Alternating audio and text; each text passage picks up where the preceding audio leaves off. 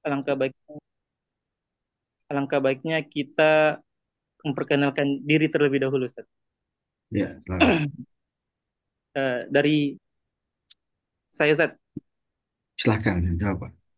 Bismillah, nama saya Muhammad Abdi Anugrah. Asal saya dari Sulawesi Tengah, khususnya Kota Palu. Mungkin dari kakak-kakak yang lain mau ingin Kamu agar sebagai MC aja langsung satu persatu. Tunjuk, waktunya saja, Ustaz. iya, satu persatu. Mungkin dari kakak Yahya bisa untuk memperkenalkan diri. Assalamualaikum warahmatullahi wabarakatuh. Waalaikumsalam warahmatullahi. Nah, Yahya tinggal di Bogor, kebetulan masih saudara dengan Habib Muhsin. Ya. Jazakallah khair, terima kasih banyak. Semoga ilmunya bermanfaat. Amin insyaallah. Assalamualaikum warahmatullahi wabarakatuh. Waalaikumsalam warahmatullahi wabarakatuh. Waalaikumsalam wabarakatuh. Baik, dari Muhammad Satria Ibrahim. Ibrahim. Kak Satria mungkin bisa memperkenalkan nama dengan asalnya dari mana, Kak?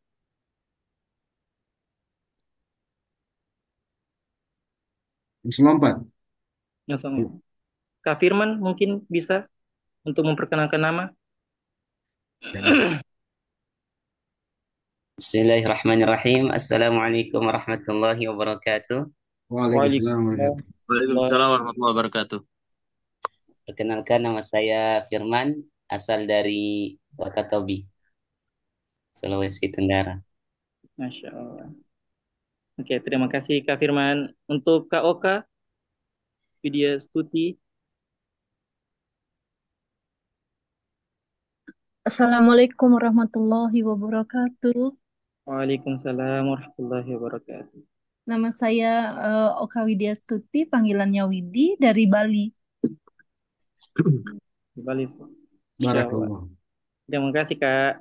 Untuk Kak Syihab, apakah Assalamualaikum warahmatullahi wabarakatuh. Nama saya Syihab dari Malang, Ustadz. Mohon bimbingannya belajar, Ustadz. Syukran. terima kasih untuk Kak Firman, mungkin bisa untuk perkenalkan diri.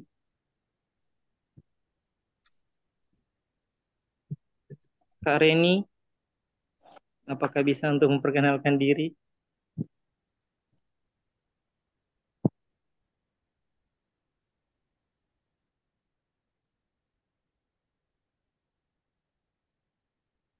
Oh, nggak ada dia. Sudah ada lagi. Ya, oke, buka aja. Oke, mungkin itu saja. Langsung saya serahkan kepada Al Ustadz untuk memaparkan materinya. Terima kasih. Oke, terima kasih kepada Saudara Abdi Anugrah. Assalamualaikum warahmatullahi wabarakatuh. Waalaikumsalam. Waalaikumsalam warahmatullahi wabarakatuh. Alhamdulillah wa syukurillah wa la haula wa la quwwata illa billah amma ba'du. Allahumma salli wa sallim ala Sayyidina Muhammad al-Fatihil Maghliq wal khatim lima sabaq nasrul haq bil haq wal hadi suratul mustaqim. Selama ini alhamdulillah kita hanya bercakap-cakap di WA saja. Alhamdulillah kita sudah bertemu di Zoom virtual ini. Ini merupakan kelas tahrij pertama yang secara online dibuka oleh saya pribadi. Sebelumnya saya akan memperkenalkan diri saya sendiri. Nama saya Muhsin, sebagaimana di pamflet seperti itu. Saya alumni S1 di UIN Jakarta tahun 2005 sampai 2009.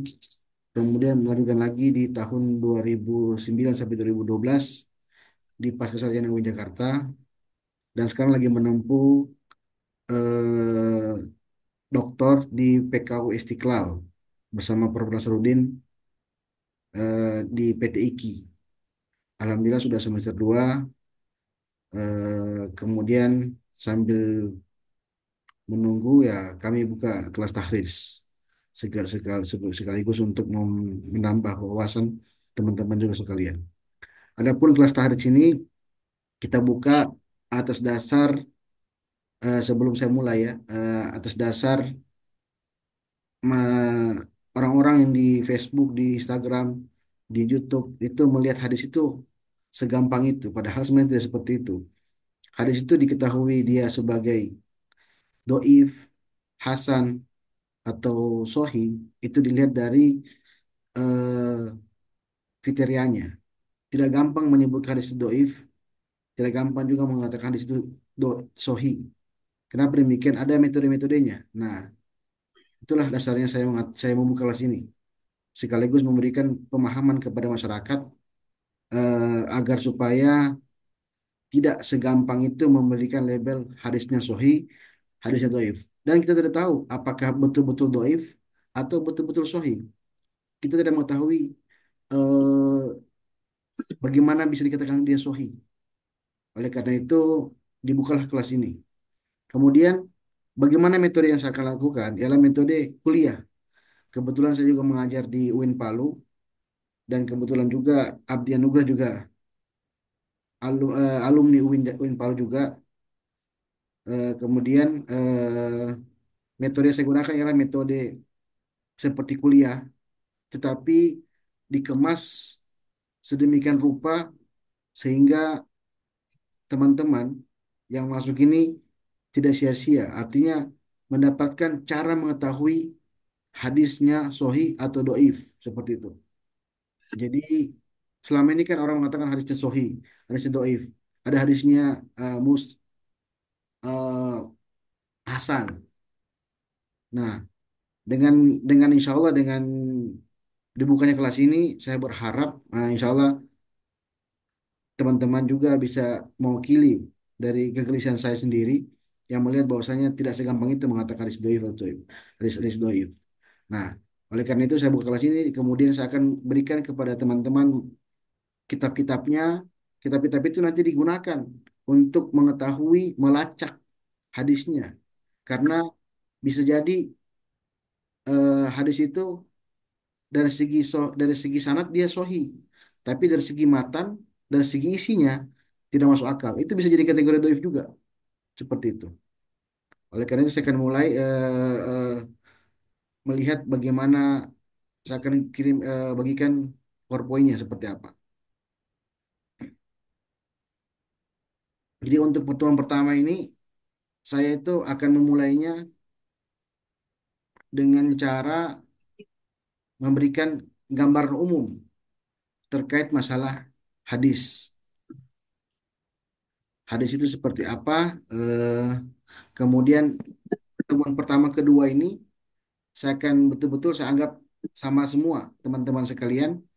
Saya tidak menganggap bahwa semua sudah pernah kuliah hadis atau pernah kuliah ilmu-ilmu lain.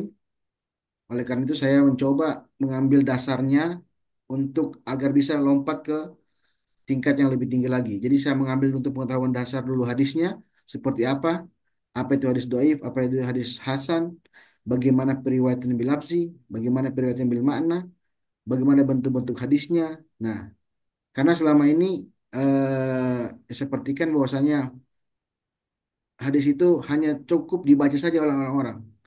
Padahal kalau kita baca lihat Sahih Bukhari dikategorikan sebagai kitab Jami Sahih Bukhari, padahal tidak semua hadisnya sahih. Kalau kita bisa katakan. Kenapa demikian? Karena ada namanya hadis munqati. Munqati itu hadisnya yang terputus. Terputus dalam artian ada bagian penggalannya. Cuma bedanya hadis Bukhari, Imam Bukhari itu ketika hadis menemukan hadis munqati, beliau mencari syawahidnya atau mencari persaksiannya atau mencari hadis yang lain pembandingnya sehingga menyebabkan hadis yang tadi munqati atau terputus maka bisa diangkat derajatnya menjadi sohi. Seperti itu. Nah, itulah menyebabkan kitab hadis sohi Jami Sohi Bukhari dikatakan kitab paling sohi karena kitab itu banyak pembandingnya. Padahal di kalau kita lihat ada 6.600 ayat hadis di situ, hanya 4.000 yang dikategorikan hadisnya. Karena yang lainnya semuanya mengulang-ulang. Kenapa mengulang? Karena terdapat hadis munqati.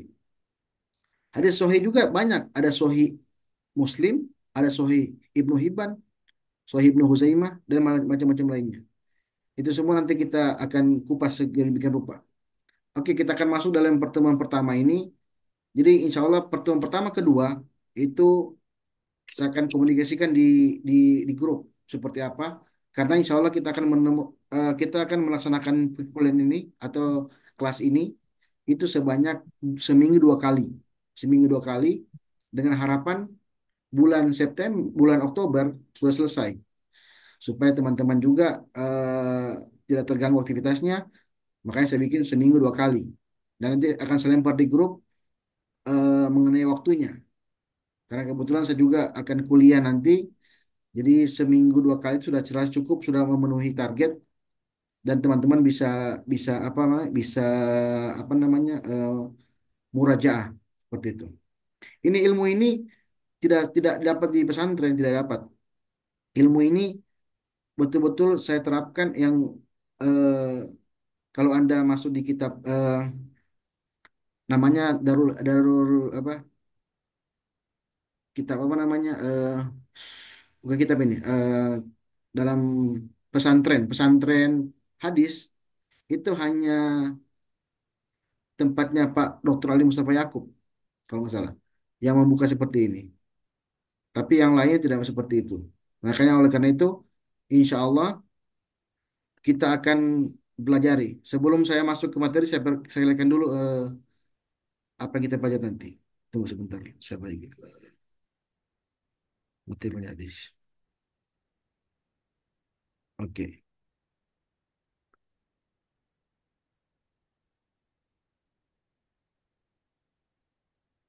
oke. Insya Allah kita akan masuk pertemuan pertama ini perkenalan sekaligus pembelajaran hadis. Hadis itu apa? Istilah-istilah apa? Kabar apa? Sunnah apa? Athar. Yang kedua berikutnya sejarah hadis seperti apa? Dua materi ini akan membantu teman-teman agar tidak menjustifikasi hadis itu seperti apa.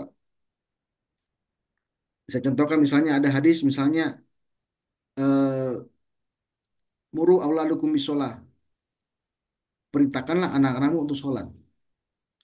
Ada juga hadis mengatakan alimu auladukum bisolah, ajarkanlah anak-anakmu sholat. Jadi dua hadis itu sama konteksnya ternyata. Tetapi yang satu muru perintah, yang satu alimu ajarkanlah anakmu sholat. Itu sudah konteksnya berbeda.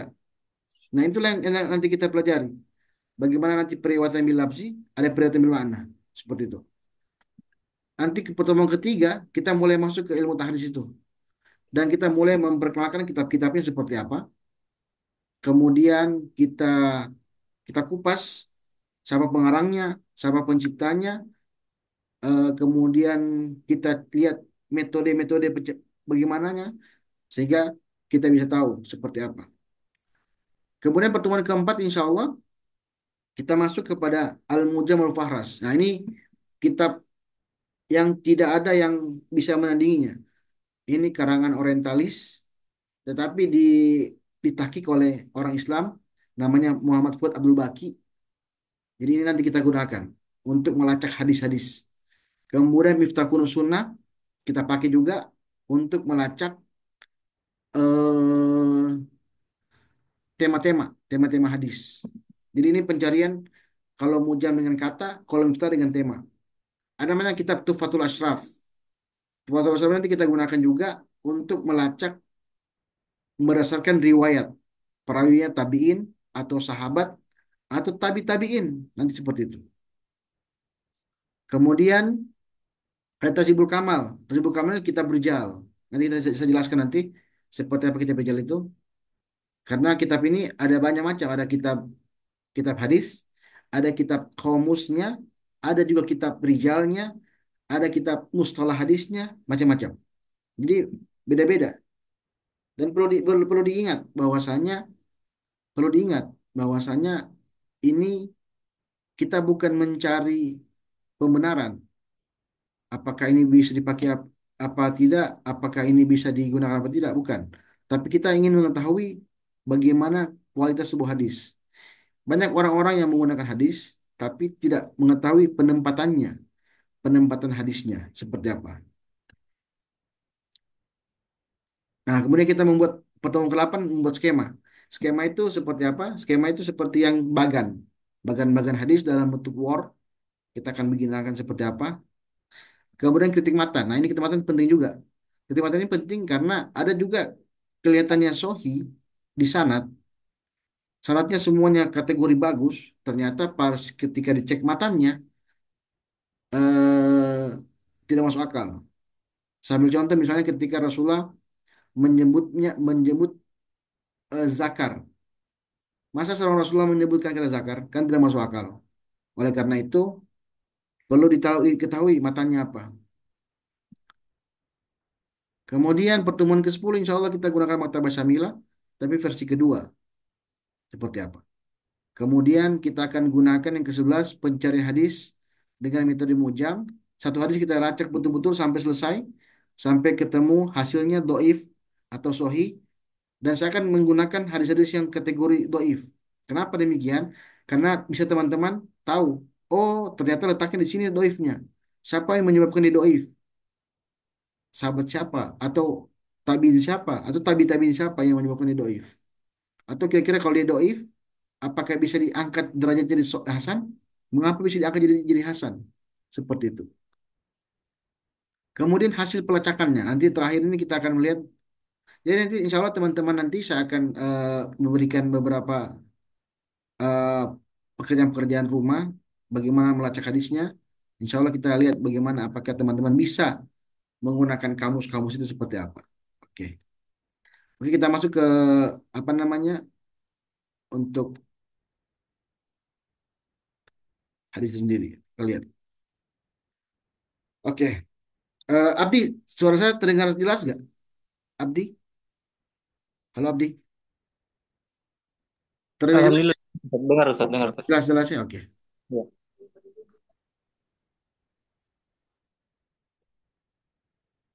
Desain.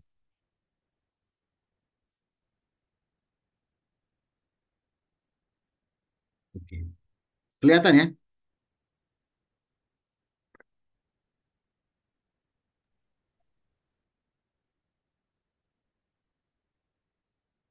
Oh ini. Oke, hadis. Kita akan masuk ke hadis seperti apa. Nah, ini bagian untuk pengetahuan hadis itu seperti apa.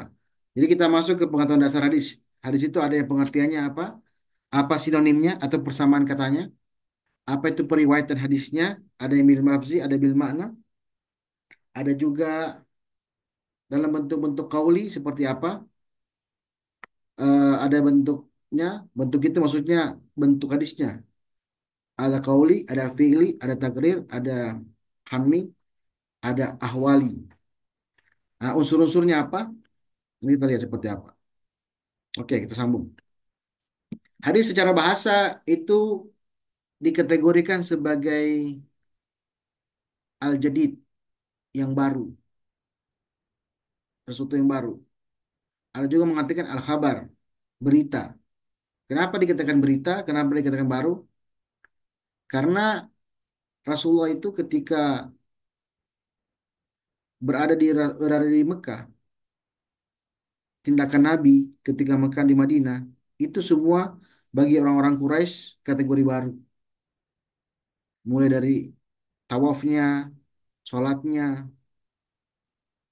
kemudian dikatakan berita karena semua Nabi Muhammad ketika dikisahkan, mulai dari nikah, kemudian dibelah dadanya, kemudian dia berdagang, itu kisah berita tentang Nabi Muhammad.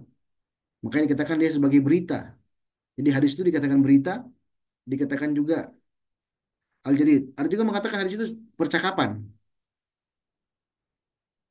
muhadatsah, percakapan karena Nabi Muhammad memang dibicarakan menjadi pusat pembicaraan ketika itu.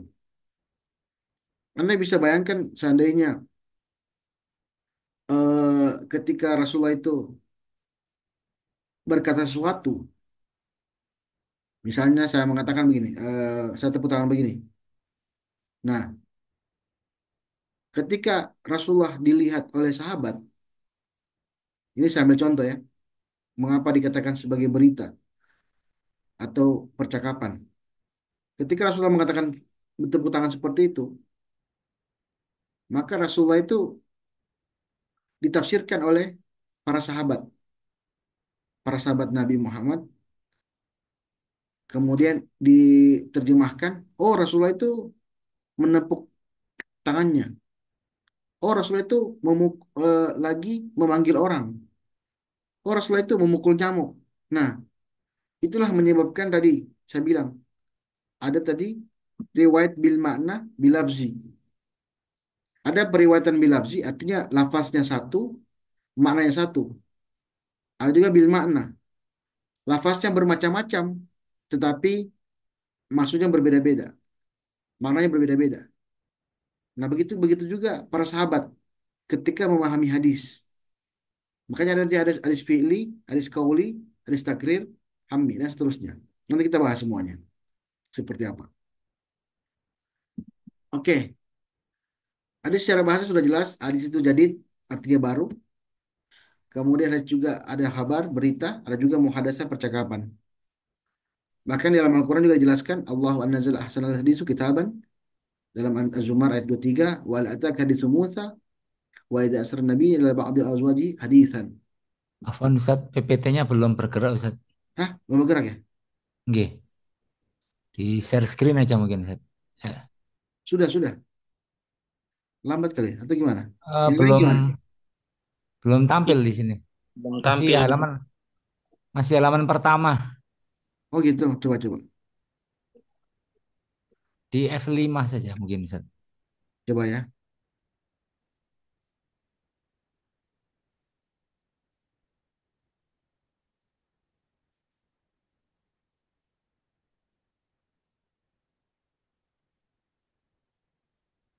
Udah jelas? Ada nggak?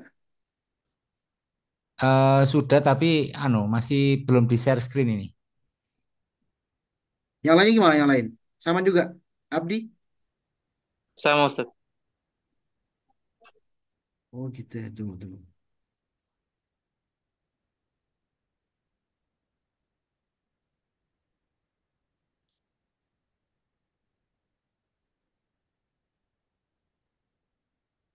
Ada jelas?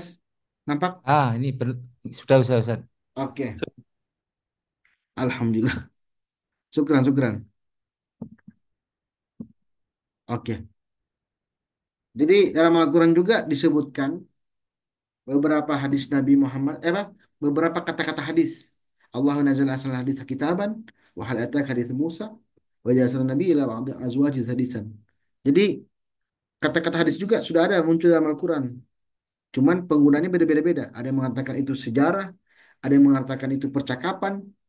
Seperti contoh yang At-Toha ayat 9 itu juga percakapan. Kemudian Az-Zumar juga sama bahwa itu bentuknya Allah nazal ahsanal kitaban, maksudnya Allah telah menurunkan sebaik-baiknya tulisan atau percakapan dalam sebuah kitab seperti itu. Kemudian di situ perkataan, kemudian yang at-tahrim itu lebih kepada pembicaraan ketika wa idza asar nabi ila ba'da azwajihi hadisan, ketika kepada salah seorang istri Nabi kalau nggak salah. Jadi dalam bentuk-bentuk percakapan atau apa peristiwa, ada yang bentuk peristiwa, ada yang bentuk percakapan, macam-macam. Itu dalam bentuk hadis, apa dalam bentuk Al-Quran. Kemudian secara istilah, ini sudah jelas, sudah semua sudah tahu. Saya hanya mengulang saja. Hanya karena kenapa demikian? Karena saya ingin mengambil paling dasar supaya ketika sudah matang di sini, kita langsung berpindah ke apa namanya ke kitab-kitabnya untuk tahris seperti itu. Sebagaimana yang tadi yang baru datang sebelumnya saya jelaskan dulu kenapa saya ulang-ulang seperti ini.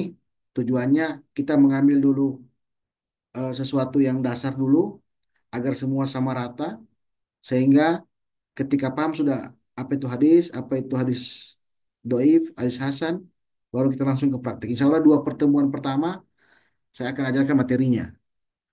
Berikutnya kita langsung praktek-praktek seperti apa sekaligus perkenalan kepada kitab-kitab. Oke, sambung. Jadi ada secara istilah aqwalun Nabi SAW wa af'aluhu ahwaluhu. Perkataan Nabi SAW dalam bentuk perkataan, perbuatan, dan ihwal. Hal ihwal itu maksudnya keadaan Nabi. Nah, tapi nanti kita lihat ada beberapa pengertian hadis Nabi itu secara secara secara pengertian mereka beda-beda. Ulama usul, ulama ulama fikih, sama ulama-ulama hadis. Nanti kita lihat seperti apa perbedaannya. Kalau Ibnu Hajar mengatakan ma'udhifa ila Nabi sallallahu alaihi wasallam qaulan au fi'lan au tagriran au sifatan. Segala sesuatu yang disandarkan kepada Nabi Muhammad SAW, baik bentuk perkataan, qaulan au fi'lan, perbuatan, au tagrin, takrir, atau ketetapan, au sifatan, sifat. Nah, ini jadi Ibnu Hajar kategori orang mengatakan sifatnya Nabi juga kategori sebagai hadis. Yang berikutnya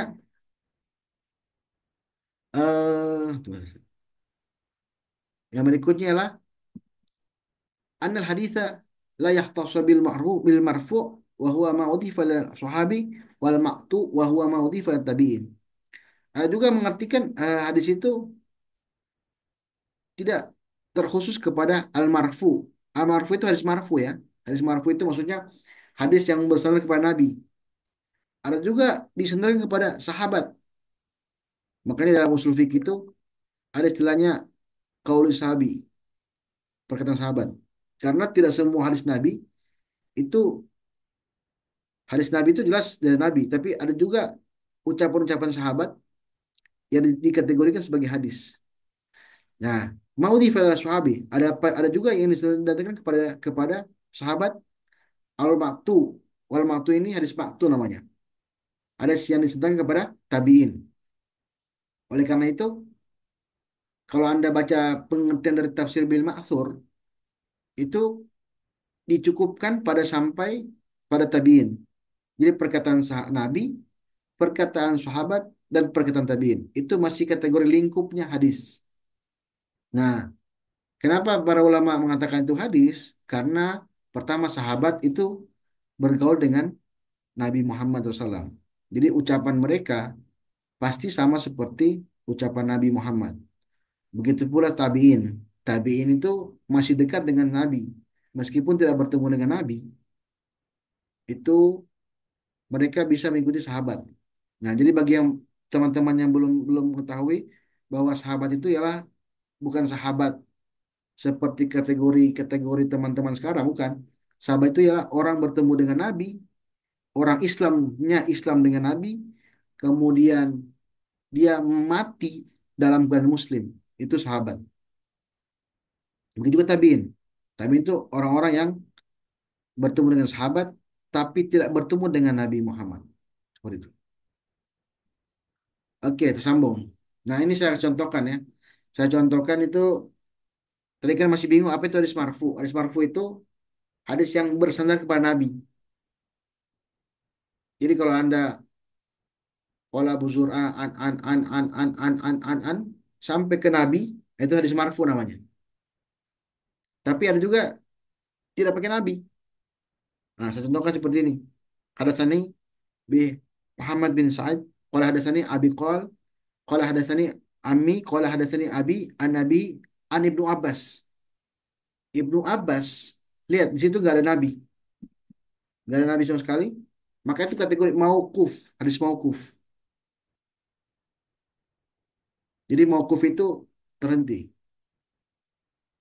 Kalau marfu kepada Nabi, mauquf kepada tabiin.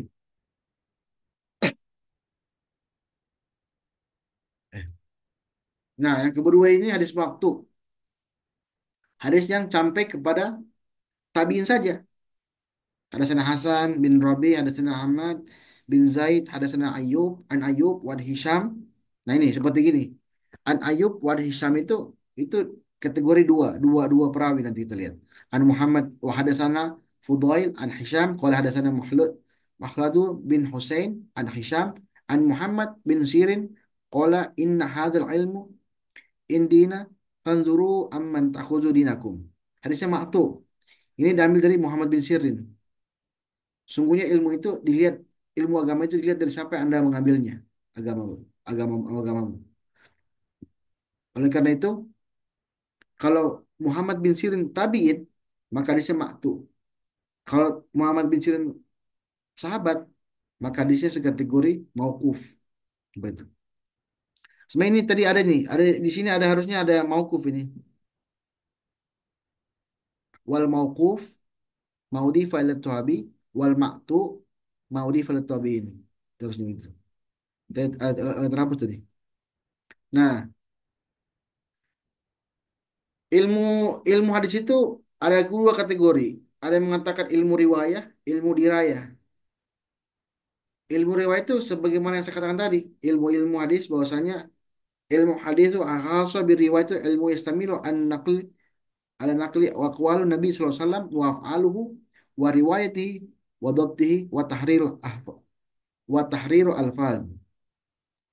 Ilmu hadis yang khususnya diriwayatkan membawa kepada ilmu yang membawa kepada penukilan, menukilkan kepada perkataan Nabi, perbuatan Nabi, riwayatnya, dobitnya, dan pemilihan lapas-lapasnya. Tapi Muhammad Ajal Al-Khatib juga mengatakan hal sama. Huwa ilmu yakumu ala naqlil ma udhifa Nabi sallam min qaulin au fi'lin au takririn au sifatin khalqiyah naklan dakikan muharraran. Jadi ilmu yang terbentuk atas penukilan kepada penyandaran kepada Nabi Muhammad SAW, perkataan, perbuatan, takrir, budi pekertinya, akhlak karimanya, dan dikirkan secara dakik, muharrar, secara detail, seperti itu. Oke, ini ilmu riwayah. Ada juga ilmu dirayah. Ilmu dirayah itu yang akan kita pelajari sekarang.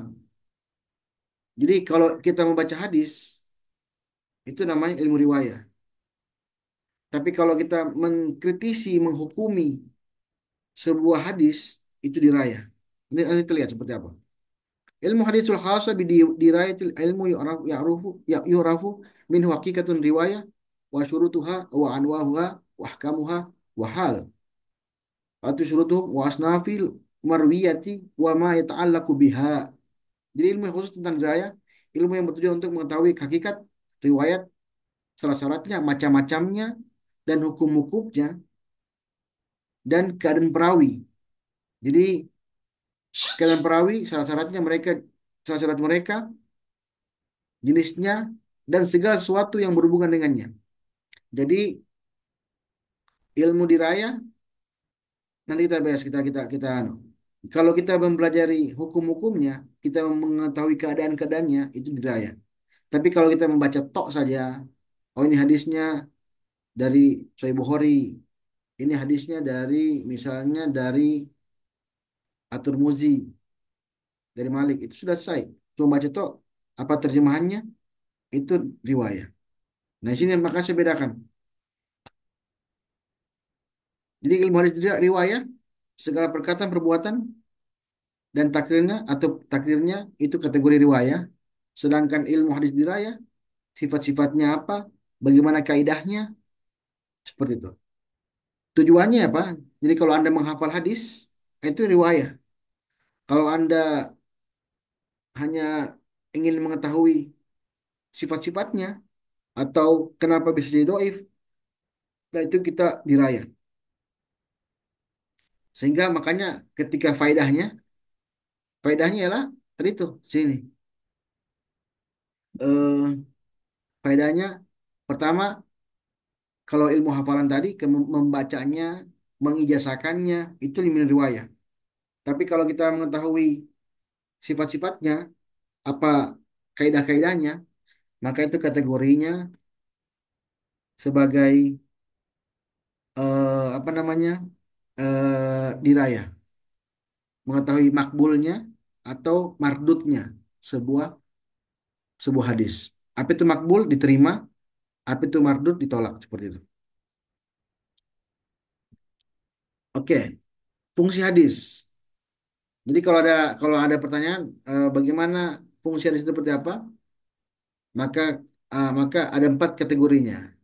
Ini perlu diketahui supaya kita mengetahui bahwasanya hadis itu sebagai pendamping Al-Quran.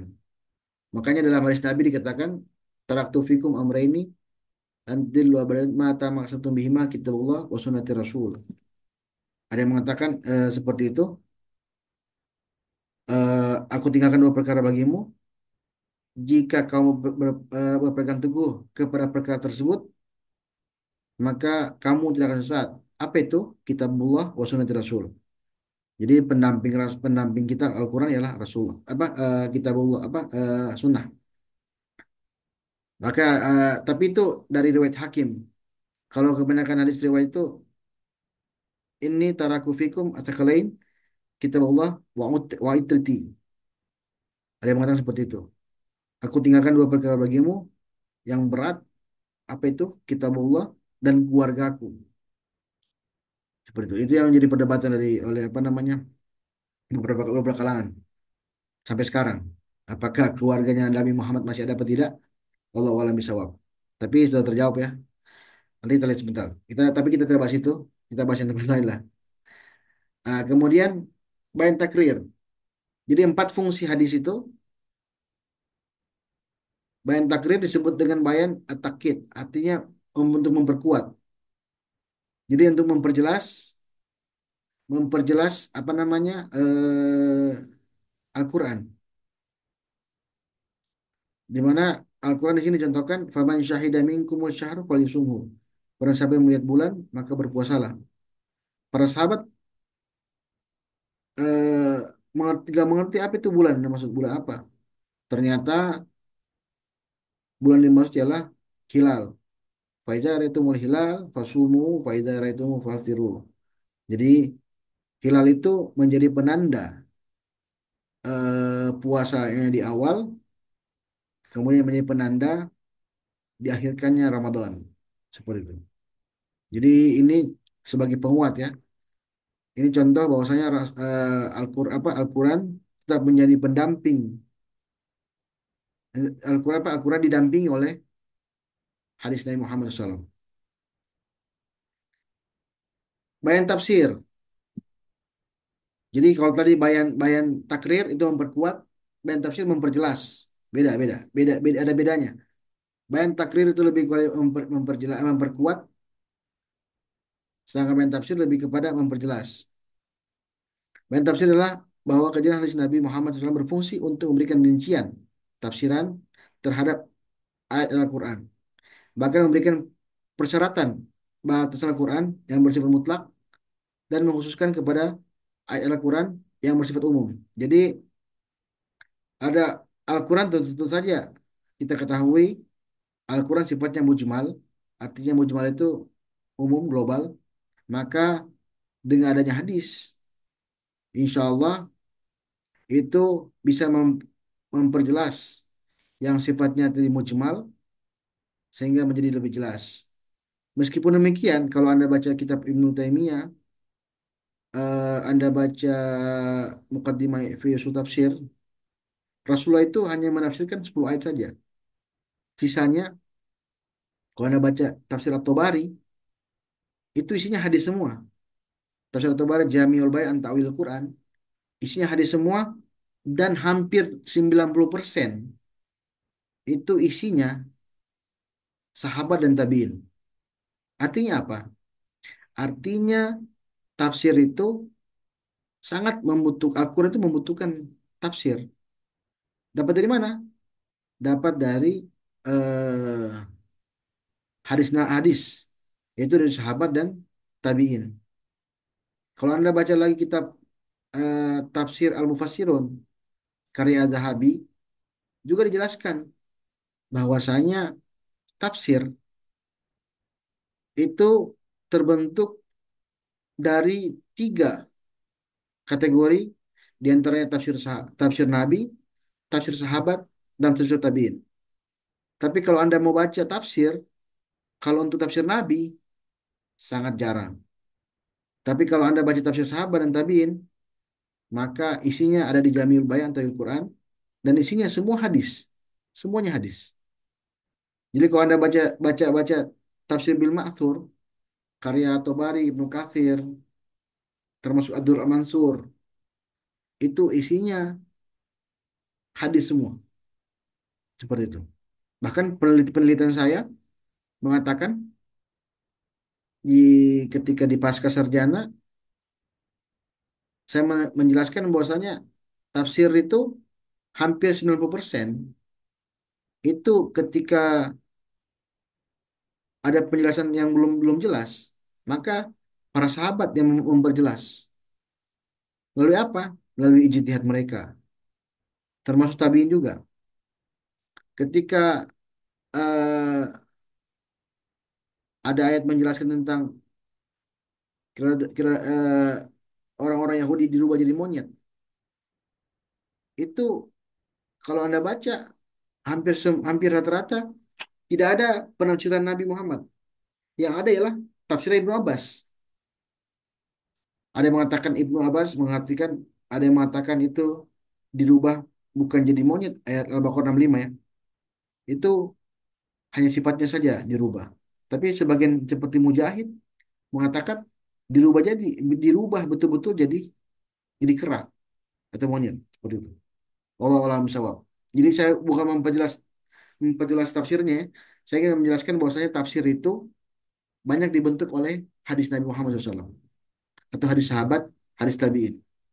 Makanya ada istilahnya tafsir bil ma'thur.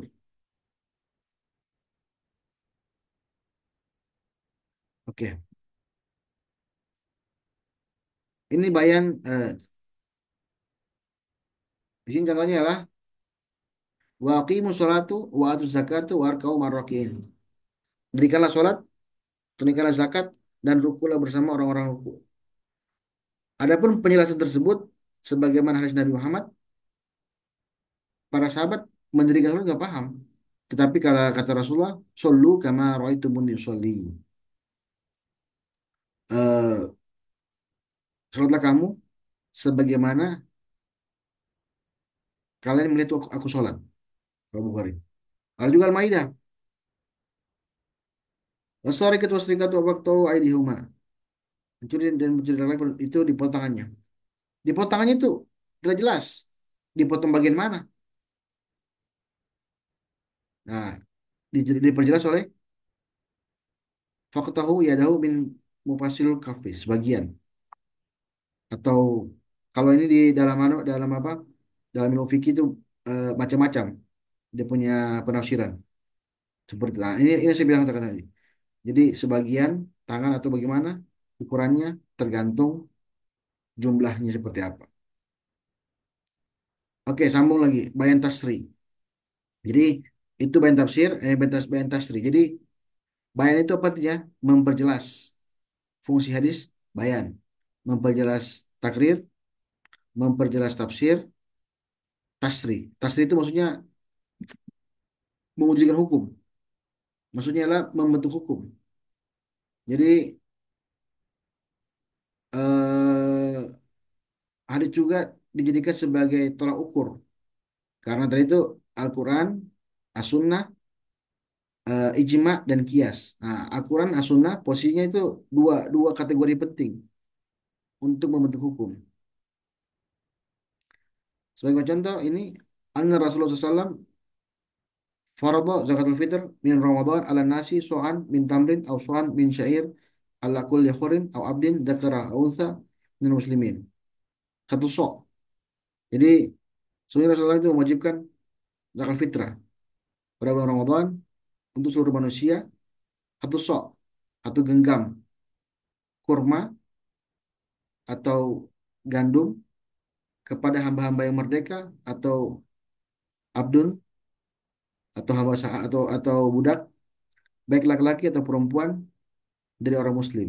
Jadi itu bisa jadi membentuk, artinya menjadi penetapan Rasulullah ketika membentuk sebuah hukum.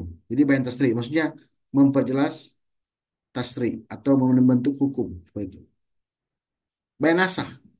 Nasah ini sama seperti ilmu Al-Quran ya, ilmu nasi mansuh.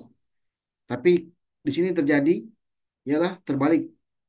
Al-Quran itu bisa dinasah oleh hadis ternyata. Menurut pendapat ulama yang dipegang dari para ulama mutaqaddimin bahwa yang terjadi nasah ini karena dari syara yang mengubah suatu hukum ketentuan meskipun jelas karena telah berakhirnya masa keberlakuannya serta tidak bisa diamalkan lagi oleh syara. Menurunkan ayat tersebut tidak diberlakukan lagi selama-lamanya. Jadi bisa menasah tetapi dengan kadar atau dengan ketentuan sebagaimana para ulama. Apa contohnya yang ini? Al-Baqarah 180 meskipun ada ilmu apa ayat waris, tapi sebelumnya ada juga ini la wasil waris. Tidak ada wasiat untuk ahli waris. Dulu dulu para ulama para orang-orang yang telah meninggal itu memberikan wasiat kepada ahli waris. Tetapi setelah ada ayatnya waris, ingat ya wasiat sama warisan itu berbeda. Jadi ketika datang datang eh, tanda-tanda kematian, maka tinggalkan kepada wasiat kepada anak-anakmu, kepada kerabatmu dengan baik, secara benar dan bertakin dan yakin. Jadi hadis ayat tersebut telah dinasah oleh Nabi la wasiyah lil waris li waris. Tidak ada wasiat untuk ahli waris seperti itu. Jadi ada contoh bahwasanya Rasulullah itu pernah menasah meskipun ada ayat lainnya ayat lain yang mengatakan yusikumullah fi awalikum lidzakari mislu hadzal unsayaini dan seterusnya itu menunjukkan bahwasanya ayat warisan dan warisan hadis wasiat itu telah menghapus Al-Baqarah 80. Tapi itu masih ada, bukan artinya cuma hukumnya ditarik. Itu masih mansuh maksudnya. Jadi ayatnya masih ada, ayatnya sama seperti ketika Anda membaca keharaman khamar. Ayatnya masih ada, tetapi hukumnya dicabut. Jadi ada yang mengatakan jika sekiranya mau mendekati sholat, maka janganlah minum. La taqrabu sholat wa antum sukara. Akhirnya muncul ayat tentang pengharaman khamar dan seterusnya.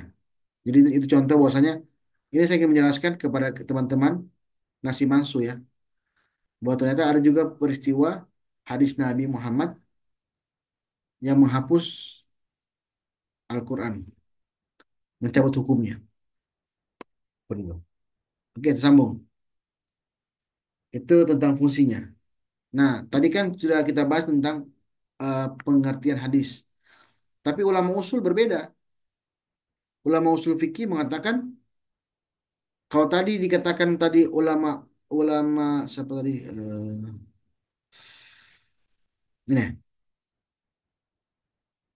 oleh para ulama akal Nabi SAW wa'afalu ahlu. Tapi kalau seandainya ulama fikih, ulama usul itu berbeda. Aqwaluhu wa af'aluhu wa taqridatuhu allati tasbutul ahkam wa taqriruha. Jadi perkataannya, perbuatan Nabi, takdirnya yang berhubungan dengan hukum. Jadi kata-kata ulama usul mengatakan jika sekiranya tidak ada hubungan dengan hukum, maka itu bukan hadis. Mengapa demikian? Karena mereka ingin mengambil hukum. Jadi kalau kalau ada yang mengatakan misalnya saya ingin menikah umur 25 tahun karena ikut sunnah Nabi. Karena Nabi Muhammad ketika nikah sama Khadijah 25 tahun. Bagi ulama usul itu bukan hadis, itu bukan mengambil sunnah Nabi. Kenapa? Karena Nabi Muhammad belum diangkat menjadi menjadi Rasulullah. Nanti berhubungan dengan hukum, maka kategorinya bisa dikategorikan sebagai hadis. Bagi ulama usul, ingat ya, ini perdebatan furu'iyah, bukan perdebatan usuliyah. Jadi berbeda pendapat boleh, tapi ini pengertian dari ulama usul yang mengatakan bahwa jika tidak berhubungan hukum, maka itu bukan kategori hadis bagi ulama usul. Seperti itu. Nah, jadi ulama usul seperti itu. Jadi ada dua pengertian. Ada yang mengatakan, nanti yang itu lihat, ada ulama-ulama yang mengatakan eh, meskipun Nabi Muhammad belum diangkat, ketika peristiwa nikah, peristiwa di belah dadanya, itu bagi ulama-ulama fikih itu bukan hadis, itu hanya kisah Nabi, kisah Nabi ketika belum diangkat, itu bedanya. Tetapi kalau sudah diangkat jadi Nabi, maka itu masalah hukum. Itu dua pandangan berbeda ya. Artinya dua dua pendapat yang berbeda dan itu sangat sangat sangat sangat apa? Sangat bisa memberikan dampak yang besar dalam ilmu hadis. Maksudnya apa? Artinya sebelum Nabi Muhammad diutus, ketika sebelum 40 tahun, maka itu kategorinya bukan hadis. Demikian. Karena belum ada perintah, belum ada perintah dari Allah sebagai nabi. Seperti itu. Jadi peristiwa peletakan batu pertama Mekah, peristiwa di beradanya Nabi Muhammad, peristiwa nikahnya Nabi Muhammad dengan Khadijah 25 tahun, dan itu bukan kategori hadis. Jadi salah besar jika segera ada yang mengatakan, bukan salah besar ya, eh, mungkin pendapatnya ulama usul mengatakan itu bukan hadis. Eh, dia mengatakan ketika saya nikah 25 tahun ikut sunnah Nabi, itu bukan sunnah Nabi, itu hanya cerita biasa aja. Begitu. Oke, sambung ya. Ini ada persamaan antara hadis, sunnah, khabar, athar. Nah, inilah yang membentuk nanti, yang membentuk sebagai bentuk membentuk apa namanya pemahaman kita semua seperti apa. Pengertian sunnah, eh, pengertian sunnah secara bahasa at-thariqah mahmudah kanat au mazmumah.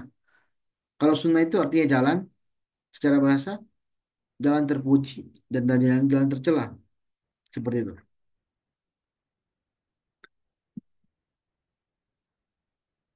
Sebagaimana dalam Al-Quran dijelaskan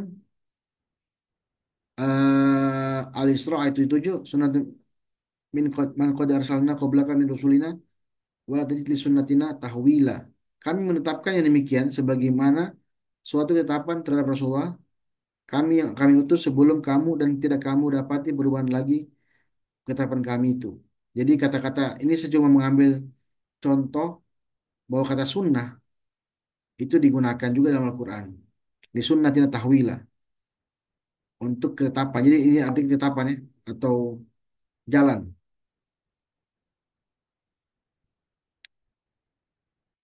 Oke, ini mau sunnah. Tapi itu secara bahasa. Secara istilah, ma'atharani Nabi SAW min kaulin au filin au tagrin au sifatin al hukiyah au khulkiyah au sirah sawa kana qabla ba'atha au bada'a. Ini saya bilang tadi. Ulama-ulama hadis mengartikan sunnah itu seperti ini. Apa-apa yang bersumber dari Nabi, baik berupa perkataan, perbuatan, takrir, perangainya, budi pekertinya, semua perjalanan hidupnya sebelum diangkat, ingat ya, sebelum diangkat atau sudah diangkat. Jadi itu menunjukkan bahwa Rasulullah itu meskipun sebelum diangkat ada peristiwa-peristiwa itu kategori hadis bagi mereka. Nah itu kategori sunnah. Apa dasarnya? Dasarnya dari itu. Laqad kana lakum fi Rasulillahi uswatun hasanah liman kana yarjullahi wal yaumil akhir wa dzakarallaha katsiran. Ada yang lain mengatakan wa ma yantiqu anil hawa in huwa illa wahyuha. Jadi segala perangnya Rasulullah itu dari kecil sampai dewasa meskipun diangkat itu sudah menjadi contoh dan itu bisa jadi hadis bagi ahli hadis. Dan wama yang tikonya hawa ini wal wahyu. Segala tindakan Nabi Muhammad itu merupakan wahyu yang kami titipkan kepada beliau. Seperti itu. Jadi itu menunjukkan bahwasanya Rasulullah itu meskipun belum diangkat, tapi perangainya, tindakan beliau sudah bisa dikategorikan untuk menjadi budi pekerti atau menjadi contoh seperti itu. Makanya ahli hadis tidak sepakat dengan ulama usul tadi. Kalau ulama usul mengatakan wajib dengan hukum, berhubungan hukum. Tapi kalau ulama ulama hadis mengatakan tidak. Meskipun dia sebelum diangkat atau sudah diangkat, dia nabi dan dia meskipun dia belum diangkat jadi nabi, perangainya sudah bisa jadi contoh seperti itu. Nah, tapi itulah itu perdebatan para ulama. Cukup kita mengetahuinya seperti apa. Jadi kalau ada yang mengatakan seperti saya katakan tadi mengikuti contoh Nabi nikah 25 tahun, ada yang mengatakan tidak sunnah Nabi, tidak masalah, ada dasarnya. Kemudian ada yang mengatakan ikut sunnah Nabi 25 tahun menikah, ada dasarnya juga ulama hadis. Jadi semuanya masing-masing ada dasarnya. Nah, kalau ulama usul mengatakan sunnah itu kullu ma sadara an Nabi SAW ghairul Quran min qaulin au fi la sorry ini salah au fi'lin harusnya al-fujar au fi'lin au takriran mimma yaslihu an yakuna dalilan li hukmi syar'i. Segala sesuatu yang disampaikan Nabi Muhammad selain Al-Quran, baik berupa perkataan, perbuatan maupun takdirnya yang pantas untuk dijadikan dalil hukum syara. Jadi bagi ulama usul hanya yang berhubungan dengan syara saja yang dikategorikan sebagai apa namanya? Sebagai hadis Nabi seperti itu atau sunnah. Nah ini fikih lagi. Kalau fikih mengatakan sunnah itu yaitu segala kata Nabi Muhammad selain dari difardukan. Jadi sunnah itu maksudnya eh, ahkamul khamsah. Apa semua ahkamul khamsah? Wajib, sunnah, makruh, haram, mubah. Bahkan ada yang mengatakan mandub. Ada juga mandub mengatakan. Hukum taklif maksudnya. Hukum taklif. Wa iftirani walau jubut aqabalu al-wajib wa ghairu min al-ahkamil khamsah. Segala kata Rasul dari Muhammad SAW yang difardukan dan diwajibkan dan termasuk hukum taklif. Itu hukum taklif maksudnya. Sunnah dari sunnah. Oke. Itu sunnah ya. Jadi ada tiga versi ya. Sunnah versi hadis, sunnah versi ulama usul fikih, sunnah versi fikih. Kabar. Tadi kan sunnah kabar. Apa itu kabar? Kabar yang saya katakan tadi, ketika saya menjelaskan tentang eh, kabar tadi, kabar apa namanya? Al-akhbar, berita. Berita itu menurut bahasa serupa dengan makna hadis. Segala sesuatu berita yang disampaikan kepada orang lain. Jadi wajar saja jika sekiranya ada hadis Nabi, ada hadis Nabi itu bisa berubah, bisa berubah. Kenapa bisa berubah? Karena yang membuat perubahan itu ialah si pembawa berita. Kalau selama ini kan kita melihat hadis itu hanya diucapkan oleh penceramah-penceramah, la yu'minu ahadukum hatta kuna billahi dan seterusnya. Ada juga al mu'minul mu'min kal mu'min itu barang. Tapi mereka tidak pernah mencantumkan, tidak pernah mengucapkan hadisnya secara utuh. Nah, di sinilah kita nanti belajar. Jadi selama ini kita hanya membaca hadis, tapi tidak mengetahui asal muasalnya hadis. Nah, makanya dikategorikan sebagai berita, karena ada pembawa beritanya. Sedangkan menurut istilah ahli hadis, habar ialah sama dengan hadis. Keduanya dipakai ahli marfu, mauquf, ma'tu. Yang saya katakan tadi. Saya katakan tadi di awal, bahwa dia marfu, mauquf, ma'tu, itu masih kategori hadis, dan itu kategori habar, berita. Habar lebih umum daripada hadis. Karena hadis datang dari Nabi Muhammad SAW. Sedangkan habar itu bisa selain dari Nabi, yaitu sahabat dan tabi'in. Nah, tadi kan sunnah kabar, asar. Apa itu asar? Ini penting juga supaya kita mengetahui, jangan sampai kita eh, salah persepsi terkait masalah asar.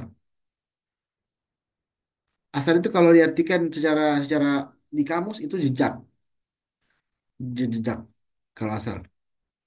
Pengertian asar menurut bahasa sama dengan hadis, habar, sunnah. Kalau secara istilah, ma ruwi anis sahaba wa yajuzu itlaqu ala kalami Nabi Adon. Apa-apa yang diriwayatkan oleh sahabat dan boleh juga dikatakan perkataan Nabi juga boleh. Segala sesuatu yang diriwayatkan oleh sahabat dan boleh juga disandarkan kepada Nabi Muhammad SAW. Itu asar. Bahkan ada yang mengatakan ulama Khurasan, ulama Irak itu mengatakan hadis Nabi, kabar sahabat, asar tabiin. Itu seperti itu. Makanya ada muncul istilah tafsir bil ma'thur tadi, yang saya katakan tadi. Tafsir bil ma'thur ialah tafsir yang berasal dari hadis Nabi Muhammad SAW. Jadi asal itu asal muasalnya. Mengapa dikatakan tafsir bil ma'thur? Karena tafsir yang bersumber dari nabi-nabi, bersumber dari hadis. Seperti itu, bil ma'thur. Nah, ini masuk kita masuk ke hadis qudsi. Saya akan balap. Saya sengaja bikin dua pertemuan ini, bikin di di dipercepat supaya kita langsung masuk ke mana Pak? Ke prakteknya seperti apa. Hadis qudsi lah, qudsi kan artinya suci. Itu secara letterlek suci, tetapi kalau diartikan secara istilah, kullu hadisu yadifu fihi Rasulullah qaula ila Allah azza wa jalla. Jadi sesuatu yang dikabarkan oleh Allah Ta'ala kepadanya melalui ilham atau mimpi, kemudian Nabi menyampaikan maknanya ilhamnya setelah mimpi tersebut dengan ungkapan beliau. Jadi Rasulullah itu bermimpi, kemudian apa namanya, dari mimpi tersebut beliau sampaikan dalam bahasa beliau. Jadi bahasa beliau sehingga menyebabkan itu bukan Al-Quran, itu hadis qudsi.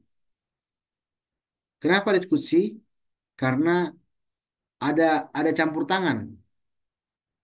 Nah, apa bedanya Al-Quran? Al-Quran tentu saja lafaznya, maknanya, tulisannya itu murni Allah. Jadi Iqra bismi rabbikal ladzi khalaq dan seterusnya semua sifatnya mutawatir. Apa itu mutawatir? Artinya semuanya sudah seragam. Anda mau di Jepang, Anda mau di Jakarta, di Bogor, pasti bacanya Qul huwallahu ahad. Hanya saja ada perbedaan bacaan ya. Perbedaan bacaan itu tapi hanya sebagian kecil. Dalam artian misalnya wadduha, wadduhe, macam-macam. Seterusnya. Tapi kalau dia dari bacaannya, dari tulisannya sama, Al-Quran sama. Tapi hadits qudsi beda. Hadits qudsi itu gambarannya dari Allah, tapi ucapannya dari Nabi. Itulah bedanya. Nah, adapun ciri-cirinya, ada hadis biasa itu ada kata-kata hadis qala yaqulu. Bahkan dikatakan dalam syiar kata Syarana Arba'in Nawawi jumlahnya lebih dari 100. Ajarasi fi marawa yarwi anillah. Jadi kalau ada kata-kata anillah dalam hadis Nabi, ada kata-kata qala Allahu azza wa jalla, maka itu kategori balik hadis qudsi. Itu aja bedanya. Tapi kalau seandainya dia tidak pakai azza wa jalla, maka itu kategorinya sebagai hadis yang biasa. Kemarin ada pertanyaan kepada saya di kelas Palu, Ustaz, untuk apa ada diskusi? Mending langsung aja hadis biasa atau enggak langsung Al-Quran? Karena jawabannya ini masih debatable ya, artinya masih perdebatan. Sebagian ulama mengatakan ada diskusi dibutuhkan karena tidak semua Al-Quran itu dijelaskan sifatnya mujmal. Maka perlu ada penjelasan dari hadis qudsi. Seperti itu. Ada hadis yang terkenal yang ada sering dengar, saumuli wa ana ajzibi. Puasa itu untukku dan akulah yang memberikan pahala. Itu hadis qudsi. Itu kaitannya dengan perintah puasa. Jadi Allah memberikan gambaran tentang puasa seperti apa dalam kita Al-Baqarah tadi. Ya ayyuhalladzina amanu ya ayyuhalladzina amanu idza kutiba alaikumusiyam. Nah itu dan seterusnya itu jelaskan dalam hadis qudsi lah. Saumuli wa ana ajzibi itu hadis qudsi. Seperti itu. Oleh karena itu penting hadis qudsi kenapa? Sebagai penjelas tadi, sebagai gambaran tidak semua juga hadis itu hadis biasa, hadis qudsi. Hadis qudsi itu memperjelas, ya, bahkan lebih bagus dibanding hadis biasa. karena langsung dari Allah Ta'ala. Tapi lafaznya atau ucapannya itu dari Rasulullah. Seperti itu bedanya. Nah, ini perbedaannya, perbedaan Al-Qudsi dan Al-Quran sudah tahu semua tadi ya. Al-Quran sifatnya mutawatir, hadis qudsi tidak.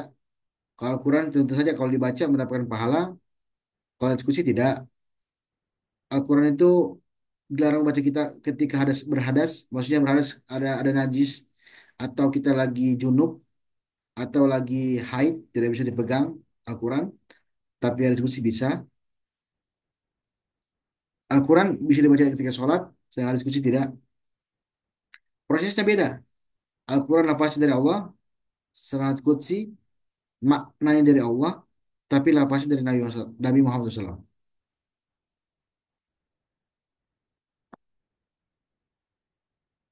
Oke, ini contoh diskusi. An Nabi Hurairah radhiyallahu anhu, anna Rasulullah SAW, qala alifik ya ibnu Adam, unfik alaik. Allah Subhanahu wa taala berfirman atau berkata, berinfaklah wahai anak Adam. Aku akan berinfak kepada kalian. Itu hadis qudsi. Jadi kata-katanya An Nabi Hurairah, kemudian Rasulullah berkata Rasulullah, qala Allah taala anfik ya ibnu Adam.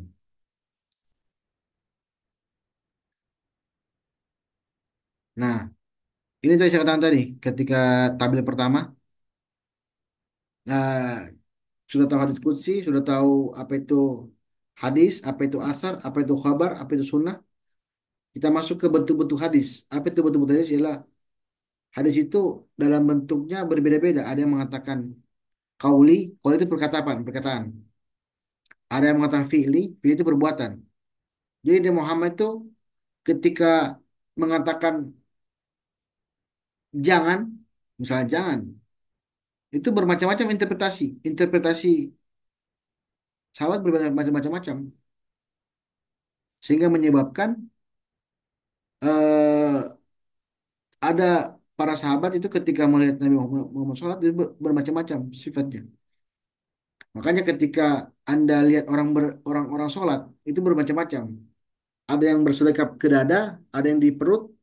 Itu tergantung apa yang mereka interpretasikan. Makanya dikatakan solu kama rawaitumuni usolli. Sholatlah kamu sebagaimana aku sholat. Itu fi'liyah.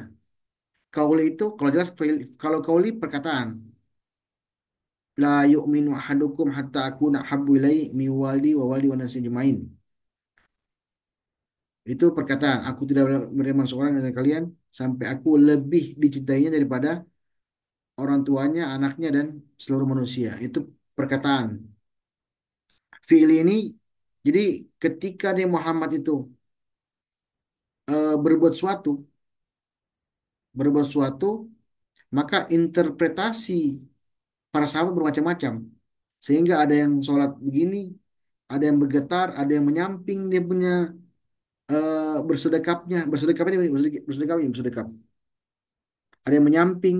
Kenapa menyamping? Karena memegang pedang ketika musim pedang, musim perang. Ada yang di dada, ala sodrihi, macam-macam. Kenapa demikian? Bahkan ada saya mendapatkan hadis Nabi ketika dia sujud dikepal begini tangannya, dikepal begini. Kenapa? Ada yang begini, ada yang begini. Kenapa? Tadi itu karena fi'li. Karena ketika dia mau berbuat sesuatu, dia berinterpretasi penafsiran sahabat bermacam-macam ketika melihat Nabi. Seperti itu. Khuzu anni manasikakum. Ambillah dariku cara berhaji. Atakrir. Takrir ini ketetapan. La walakinnahu laysa fi ardi qaumi qulu fa innahu halal.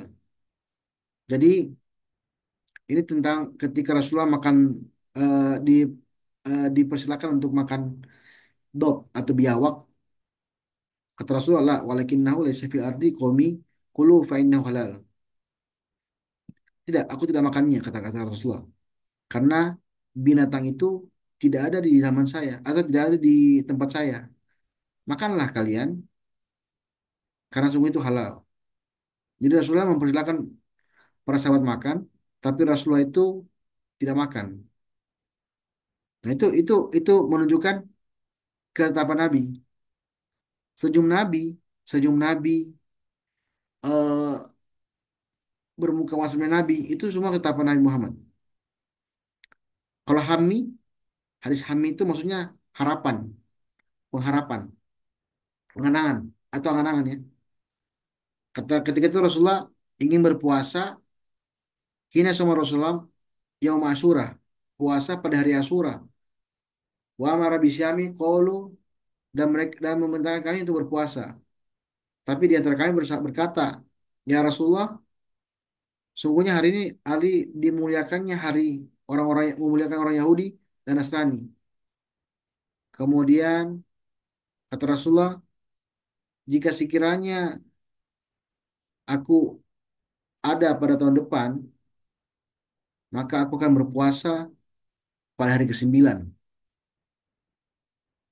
Seperti itu. Jadi inilah dasarnya dasarnya apa namanya? Rasulullah berpuasa, kita berpuasa pada 9 Zulhijjah. Itu maksudnya.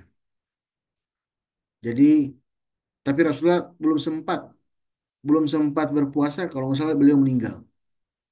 Itu angan-angan beliau. Jadi Hammi itu angan-angan. Nah, ini ini bisa jadikan contoh bahwasanya Rasulullah itu berkeinginan untuk berpuasa pada hari ke-9 di bulan Zulhijjah, tapi Rasulullah telah meninggal. Ahwali, Ahwali itu keadaan Nabi yang saya katakan tadi. Jadi meskipun Nabi Muhammad gak diangkat, belum diangkat jadi Nabi ketika umur 40 tahun, ada hadis mengatakan karena Rasulullah SAW, ahsanun nas, sebaik-baiknya manusia, wajahan, wajahnya, wajahnya, wa ahsanu khalqan, dan sebaik-baik ciptaan. Laisa bitawil, nggak tinggi banget. Albain, wala bikosir. Dan juga dia tidak pendek banget. Sedang-sedang, sederhana. Nggak tinggi, nggak panjang. Nggak tinggi, nggak pendek. Itulah gambaran. Jadi Anda bisa bayangkan bagaimana Rasulullah itu dikejar-kejar orang. Sehingga perbuatan Nabi, segala perbuatan Nabi itu betul-betul menjadi contoh untuk mereka. Terlepas dari beliau itu Nabi, tapi perangai beliau menjadi contoh untuk para sahabat. Nggak sejauh-jauh. Kita ketika mengidolakan seorang, pasti kita akan mengikuti apa yang dia gemari. Kita pasang fotonya, kita kita tempel di dinding pada posternya. Bagaimana dengan Nabi Muhammad? Nabi Muhammad itu betul-betul menjadi suri teladan, menjadi primadona untuk kita semua pada masa itu ya, pada masa itu, sehingga segala perbuatan Nabi itu menjadi contoh dan itu menjadi pembicaraan. Maka saya katakan tadi kan, ketika dikatakan dia hadis atau percakapan, maka Rasul itu menjadi percakapan di antara kalangan kalangan kaum Quraisy, baik itu jahatnya oleh jahatnya maksudnya dalam artian orang-orang mengambil dia jahat, baik itu kebaikannya. Jadi menjadi pembicaraan di kalangan sehingga menjadi contoh. Bahkan kalau Anda baca kisah-kisah yang lebih vulgar, para sahabat Nabi itu mengintip Nabi, cara dia buang air, cara dia minum. Sehingga ada hadis Nabi Muhammad itu Rasulullah duduk sambil sambil duduk. Kenapa? Karena WC zaman dahulu beda zaman sekarang. Seperti itu gambarannya. Jadi betul-betul kisah ini atau pembicaraan itu digambarkan betapa primadonanya sang Nabi sehingga menyebabkan semua orang-orang Quraisy, sahabat-sahabat Nabi itu jadi pembicaraan, jadi tindak tanduk Nabi Muhammad itu jadi contoh dan itulah jadi hadis Nabi Muhammad. Jadi wajar sekali jika sekiranya Rasulullah itu menjadi contoh. Tapi ingat, tapi ingat ya, tidak semua cerita cerita Nabi itu bisa dijadikan sunnah. Kenapa? Karena contoh misalnya Rasulullah pernah pingsan ketika ketika asar. Ketika beliau mau sholat asar, Rasulullah belum pernah pingsan karena kecapean. Apakah itu juga sunnah? Jadi ketika kita mengadakan asar, pingsan dulu untuk mengambil sunnah Nabi. Kan tidak mungkin. Nah, oleh karena itu saya katakan sama teman-teman, tidak semua cerita Nabi itu bisa dijadikan sunnah karena melihat konteksnya. Sambil contoh misalnya hadis Nabi, la tusafirul mar'a illa ma'a muhrim. Tidak tidak sah seorang perempuan berpergian tanpa muhrim. Nah, itu hadis kalau kita pahami secara letterlek, secara tekstual, maka semua perempuan-perempuan yang diangkut, yang ada di kereta atau yang pulang pergi ke luar kota wajib pakai muhrim kalau kita mengambil hadis tersebut. Tapi tidak, hadis tersebut berasal dari selihat kondisinya. Kondisi di mana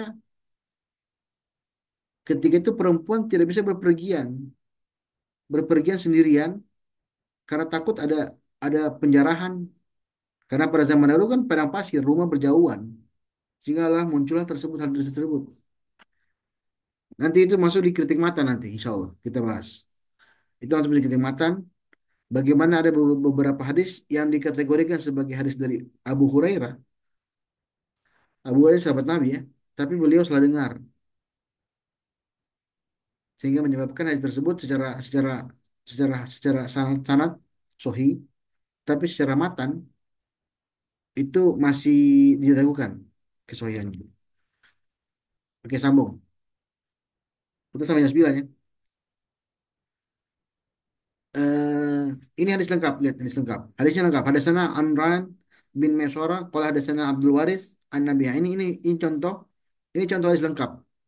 Ini contoh hadis lengkap. Harusnya beginilah para ulama-ulama atau para para penceramah-penceramah kita menyampaikan sebuah hadis. Sehingga kita tahu hadisnya sesuai apa tidak. Nah, kalau seperti ini bentuk hadisnya, maka kita gampang meneliti. Oh, Imran bin Mesora lah yang membuat dia doif. Oh, Abdul Waris lah yang membuat dia doif. Tapi tidak semua ini doif. Mungkin ada satu rawi, mungkin dia pernah berbohong, atau dia pernah dikategorikan sebagai pelupa. Itu itulah yang menyebabkan hadis tersebut jadi doif. Inna min asatis sa'ah, sorry. Hadatsana Imran bin Masara qala hadatsana Abdul Waris an Abi Tayyah an Abi Anas qala Rasulullah sallam inna min asatis sa'ah ay yarfa'u ilma wa yasbutul jahlu wa yastabul khamar wa yazharuz zina. Sungguhnya tanda-tanda hari kiamat ada di antaranya diangkatnya pengetahuan, di menyebarkan kebodohan, diminumnya khamar, dan zina secara terang-terangan. Nah, ini hadisnya lengkap.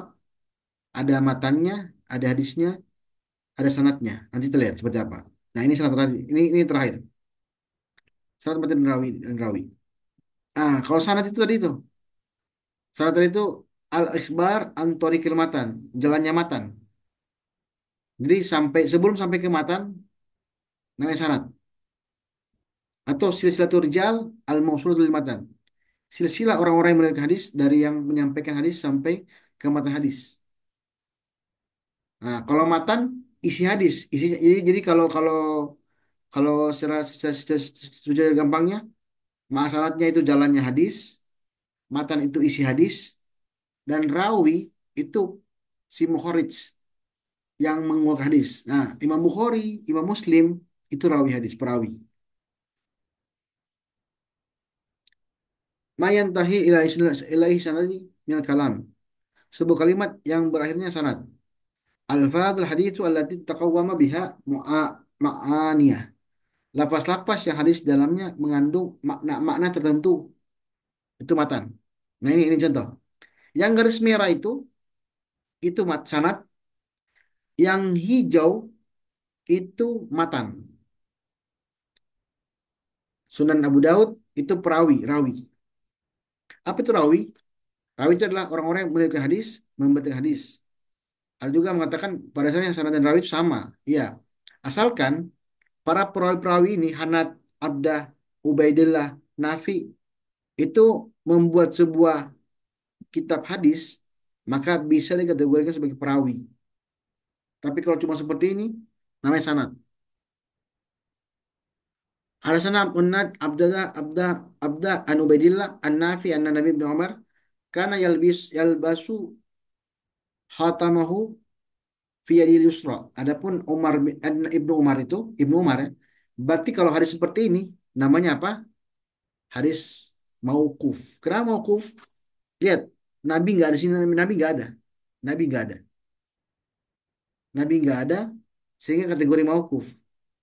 Adapun Umar bin Wahab, adapun Ibnu Umar itu menggunakan cincin, khatam cincinnya pakai sebelah kiri. Ini dari Ibnu Umar. Ini contoh. Nah, disinilah kita diteliti. Kenapa? Siapa itu Hanad, siapa itu Abda, siapa itu Ubaidillah, siapa itu Nafi, siapa itu Ibnu Umar. Seperti apa? Nanti kita perjelas di minggu berikutnya. Oke, demikianlah penyampaian saya. Kalau pertanyaan saya silakan kepada para penanya. Eh, Kemudian saya berikan waktu 5 sampai 10 menit aja. Karena sudah jam 9. Oke, akhirul kalam. Wassalamualaikum warahmatullahi wabarakatuh. Waalaikumsalam warahmatullahi wabarakatuh. Izin bertanya, Bib. Ya, silakan, silakan. Eh Siapa ini? Syihab, Bib, Oh, siap, silakan, silakan. kenapa kita itu kok perlu meneliti hadis? Bukankah semuanya itu sudah diteliti oleh para ulama, Bib? Maksudnya kan ini Sahih Bukhari, Sahih Muslim, terus. Nah itu kenapa, Bib? Oh iya, sebagaimana saya katakan tadi, terima kasih kepada Kak Syihab ya, Ibu Ustadz Syihab.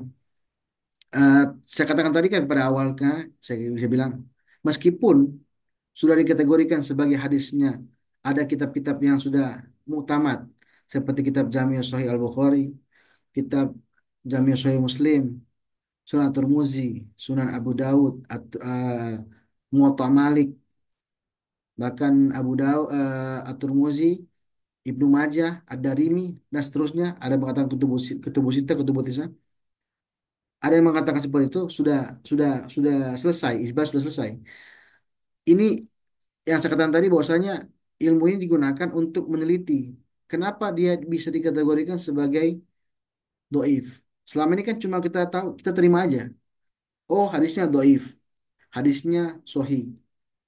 Bahkan saya katakan tadi kan, meskipun ada hadis-hadis yang dikategorikan sohi dalam kitab Jami Sahih Bukhari, ternyata ketika diteliti itu hadis munqati. Nah, itu dikhawatirkan ada orang salah menggunakan juga. Oh, ternyata hadis di Bukhari itu ada yang munqati. Apa munqati? Terputus. Ketika munqati terputus, ternyata kalau kita teliti lagi ada syawahidnya, ada persaksian lain, ada hadis lain untuk membanding bahwasanya hadis tersebut sohi karena ada pembandingnya. Makanya ada namanya Hasan li Ghoirihi, Hasan li Zatihi, atau Sohi li Ghoirihi, Sohi li Zatihi. Kenapa demikian? Itu muncul karena ada hadis pembanding. Nah, kita di sini belajar ilmu tahrij tujuannya bukan untuk menggugat mereka, bukan. Supaya teman-teman atau tahu semua bahwa inilah letaknya di mana dia doif, letaknya di mana doif. Kalau Anda baca Ad-Darimi, hampir 80, hampir 70% hadisnya doif. Tetapi selama-lamanya hadis doif itu bersumber dari Nabi. Beda sama hadis maudhu. Apa itu hadis maudhu? Hadis palsu. Hadis palsu itu jika sekiranya hadis palsu itu dikategorikan hadis, salah. Kenapa? Karena itu bukan dari Nabi.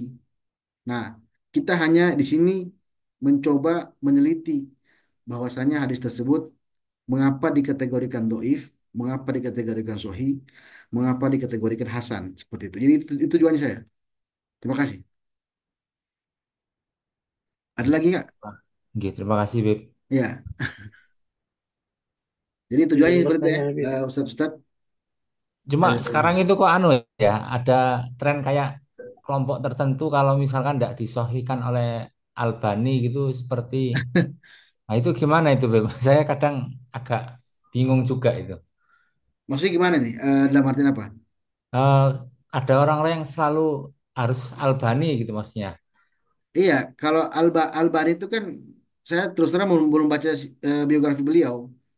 Tapi kan Albani itu kategori ulama-ulama yang mutakadimin juga, mutakhirin juga.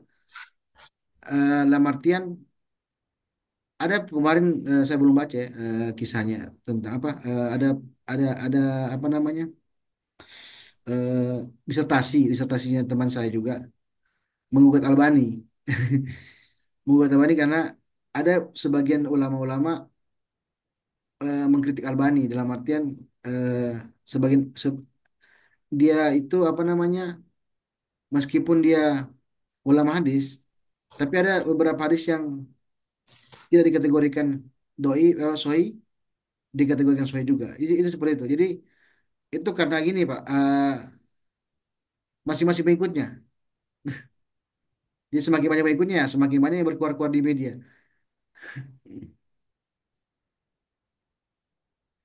Begitu. Tergantung pengikutnya masing-masing. Kalau banyak pengikutnya ya seperti itu. Tapi kita Baik, kalau insya Allah, kalau kita ini lebih kepada kaum kaum apa namanya, yang moderat lah. Bukan juga dikategorikan salafi, bukan juga dikategorikan sebagai kaum liberal, di tengah-tengah lah. Begitu. Beb, terima kasih Beb. Ya. Udah jam 9 lewat ya. Mana siapa namanya? Anugrah. Mana Saya Anugrah? Habib. Abdi, tolong di anu aja, ditutup. Seperti apa? Halo Abdi. Ya, Ustaz. Ya. Ya, terima kasih. Alhamdulillah, tadi kita sudah mendapatkan ilmu yang sangat bermanfaat. Semoga apa yang kita dapat di hari ini bisa bermanfaat dan bisa menambah ilmu kita ke depannya. Amin ya rabbal alamin. Mungkin itu saja. Saya tutup dengan kafaratul majelis. Subhanakallahumma wa bihamdika asyhadu an la ilaha illa anta astaghfiruka wa atubu ilaik. Assalamualaikum warahmatullahi wabarakatuh. Terima kasih. Waalaikumsalam Waalaikumsalam warahmatullahi warahmatullahi wabarakatuh. wabarakatuh.